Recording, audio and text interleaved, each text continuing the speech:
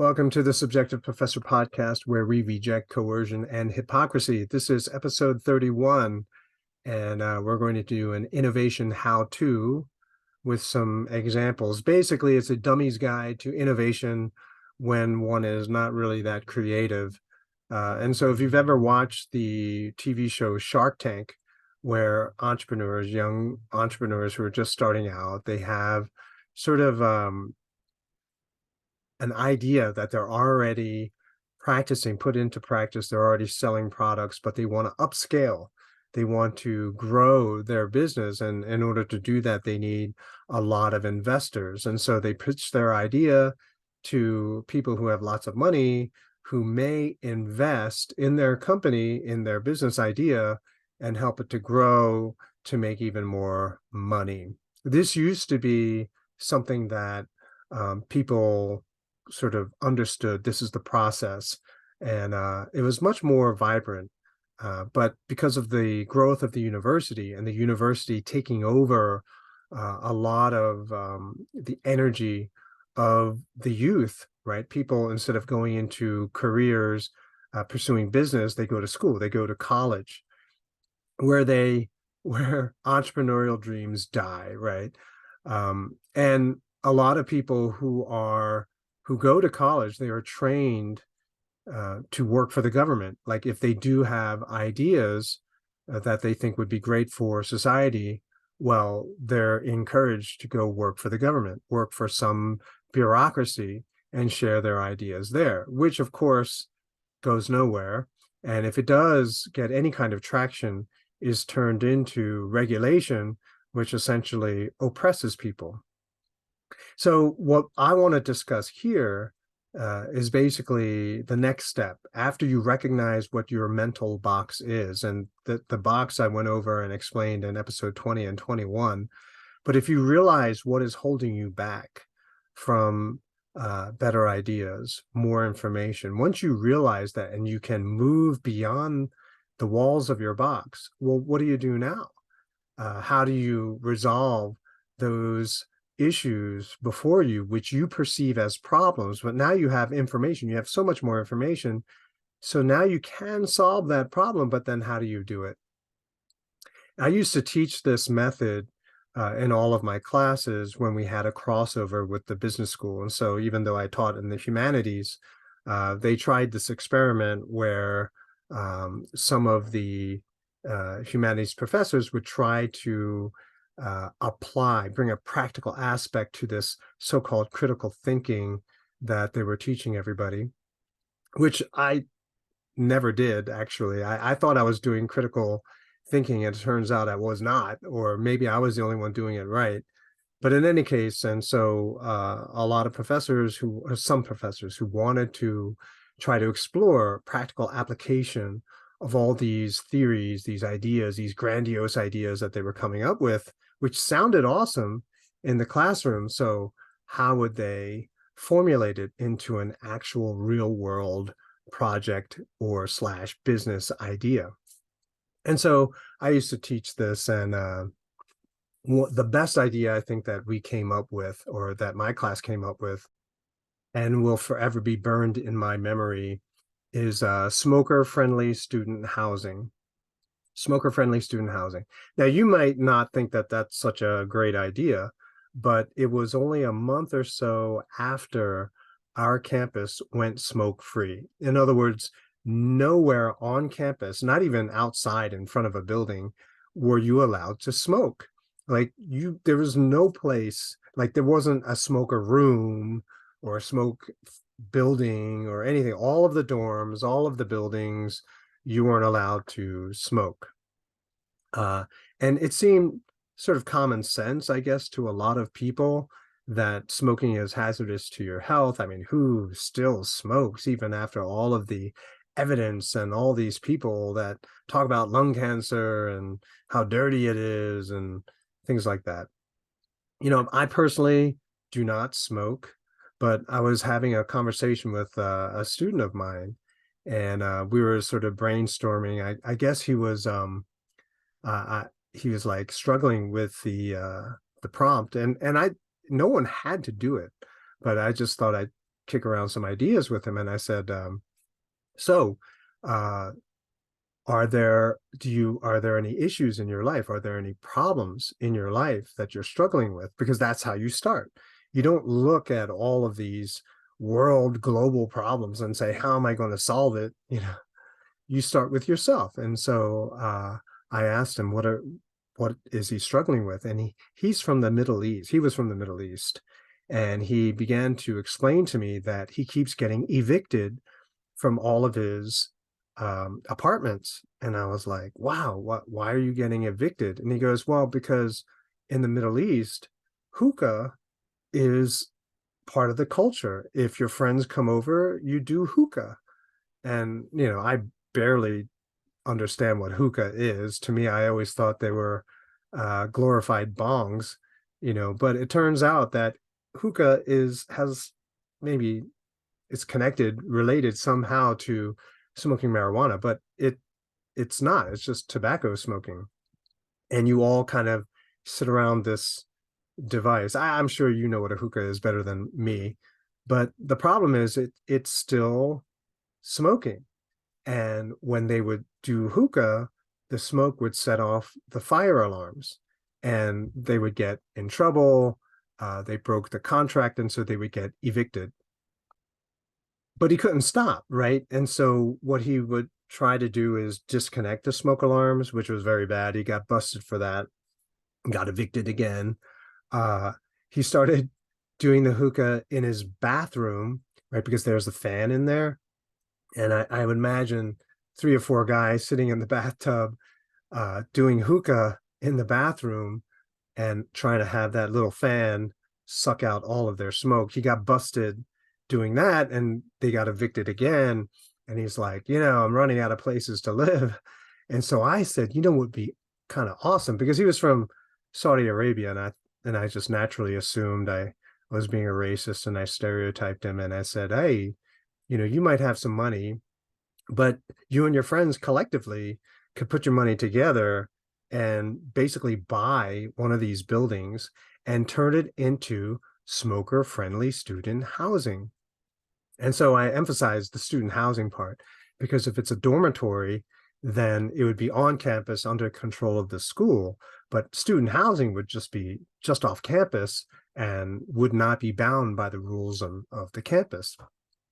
Now, it came to the pitch day, and he pitched actually a lot of the students. The pitch session went really long, and so by the time this group had their turn to pitch the idea, the only person that was left was someone who for whom English was a second language, and so he pitched the idea as smoker-friendly dorms, which horrified all of the judges, and he started getting all these questions that he wasn't prepared for.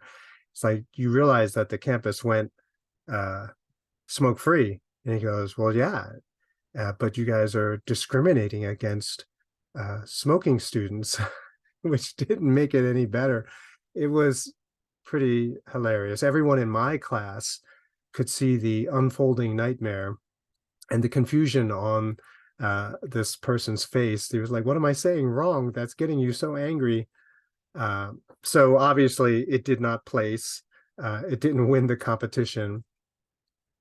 And all the judges were horrified. Even after the pitch competition, I overheard some of the other faculty saying, whose class, who's the professor that greenlit this idea of smoker-friendly dorms, and so I explained it to them. And 3 months later, I bumped into one of the professors there, and he said he was taking the train into school, and they passed a hookah lounge, and he realized suddenly that the smoker-friendly student housing idea was a fantastic idea. And I said, of course it was a fantastic idea. One of the students in my other classes, because I explained to them what happened, her father was a reno guy and would buy up properties around campus and turn it into student housing. And they already had all of these ideas on how to make a building smoker friendly. You have to use lots of different materials, which would raise the price a little bit. But then if you wanted to smoke, you could freely do so there. And so it was a good idea. And actually, it was a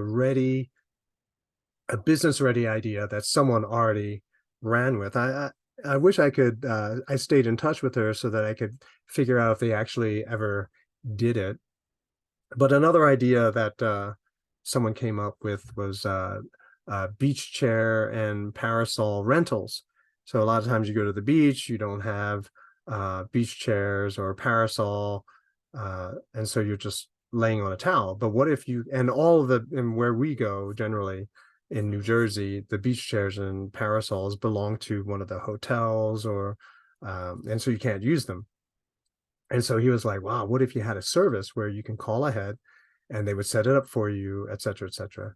And I was like, I don't know. The profit margin sounds pretty thin. You might be able to do it, but I don't know if that's a business that you want to do for life. And a month later, he showed me a newspaper where some business students at a much more expensive school did the same exact thing. And they got attention from all the local newspapers that, hey, these talented students from this really expensive private school, started this new business idea. And he looked at me and he was like, oh, they, just beat me by just a little bit. Then some other students, they proposed app-based ideas like Gym Buddy or Uber Maid. So it's Uber except for maid service. Your dorm buddies, there's other people who live in the same dorm.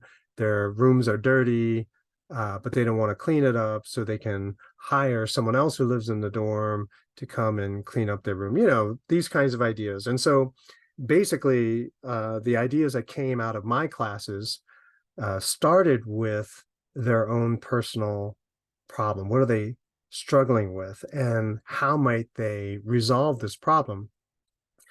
All the other classes came up with the same ideas every semester. It was kind of maddening that they didn't even see this. And it was so insane. It was so kind of repetitive that the same idea won 2 years in a row. And I kind of was like, I think someone is missing the point of this competition. And the idea that won was a food bank truck. So a truck that would just wander around and distribute free food. And that won 2 years in a row. And basically everything was exactly the same. And I remember the professor saying, why are our students coming up with the same ideas every year? And I didn't say anything, but in my head, I was like, well, you're presenting the problem subjectively. You're giving them subjective tools to try to solve this situation in the way that it was described. You are always going to get the same solutions. In other words, you're in a box. You're describing the problem subjectively, and then you're giving them limited tools to try to resolve an issue. And all of the tools, all of the descriptions of the problems, and then the solution, they are all in the box. And so they're dealing with the same information, and there's only so many ways that you can rearrange the information to kind of come up with the solution. But if you want fresh ideas, you got to get out of the box. And as I explained in those previous episodes, most of these ideas horrify people. They scare people because it's so different. And that's how you know it's an out of the box idea. As I said before, a lot of ideas are bad. A lot of ideas are dangerous, but some ideas have potential. Ideas from history, innovation idea from example from history, skunk oil, right? So oil coming out of the ground smelled really bad. And then someone figured out how to refine it so then they can be used more easily used commercially. And that guy was Rockefeller. And the guy who saved the whales, that's how I like to describe him. So he gets a lot of shade from a lot of people because of the whole petroleum thing. But because oil was now readily available out of the ground, you didn't have to hunt down whales anymore. And so you may still not like Rockefeller, but you got to give him some credit for saving the whales, right? Some other ideas from the internet I would always share with the students, like where you could try to find out about some methods, innovative methods to help you solve some of the issues that you're struggling with. Hemp, which was very, very long criminalized here in the United States, became legal again. And so people are using hemp in lots of different things, in clothing, in construction. Turns out it's a very, very versatile product. Its insulating properties are very high. At the same time, it's not very flammable. So for construction and insulation, awesome, awesome material. I also said, look, the baby boomers here in America, people who were born up until 1964, I believe, huge number of babies being born at that time. Well, they are retiring now in droves, right? So many people are now retiring. They need help. And so retirement homes or places that nursing homes, they need equipment to help older people get around, right? Because people are living longer because we have all these drugs to, basically prolong their life. And so what are some products that could be innovated, developed, that would assist them, that make their caretakers' lives easier, make their lives, the actual patients, actual older people, make their lives easier so they can be more mobile and independent. 3D printing is a huge thing. You can 3D print bridges, you can 3D print houses, you can 3D print lots of different things. One of the things that, one example that I would share is that artificial limbs are very, very expensive, like $80,000. But if you can 3D print an arm for $10, then you wouldn't even need insurance. This kind of, adapting modern technology to be able to resolve problems in other areas of life, right? So it doesn't have to be construction. It can be something very simple. Automotive parts, like classic cars, which no longer run because they don't have parts, they don't make them anymore. You can 3D print it. And now you can restore many more cars than you could before. What you want to stay away from is rent seeking.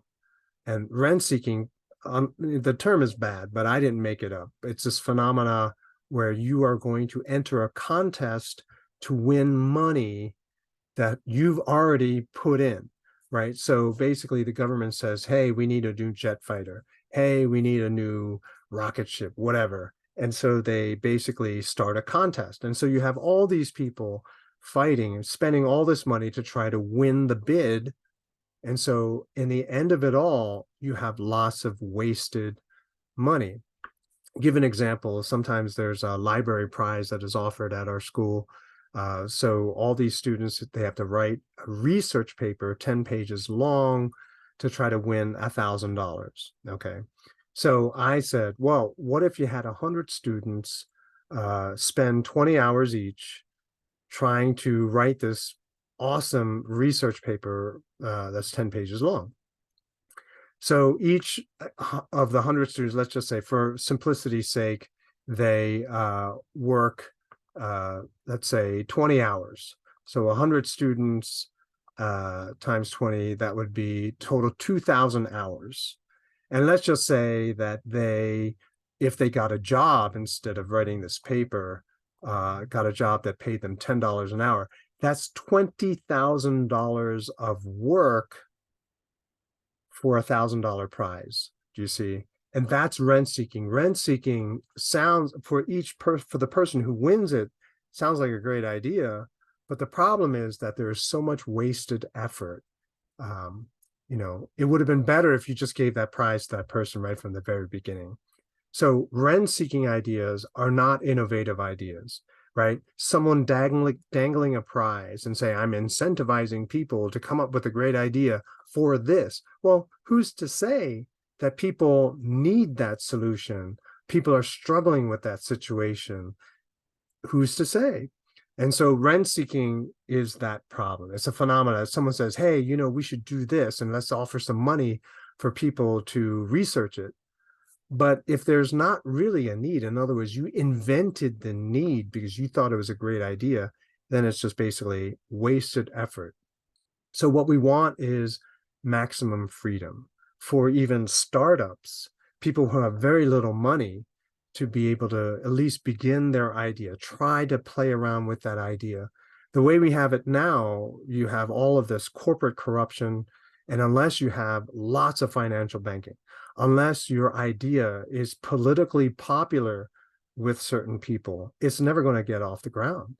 And so we need more freedom. We need government out of investing, capital investment, out of the regulations, to make it a lot easier for people who have even just the nascent idea, the beginning of an idea, to be able to develop it and to see if it has any kind of value for the general public. And the public will tell you by their participation, by their enthusiasm, if it's a good idea or if it's a horrible idea. You don't need government to come in and dictate what are the conditions you need to satisfy in order to start your business. Well, anyway, that's what I used to do. We had, it was always kind of a fun thing.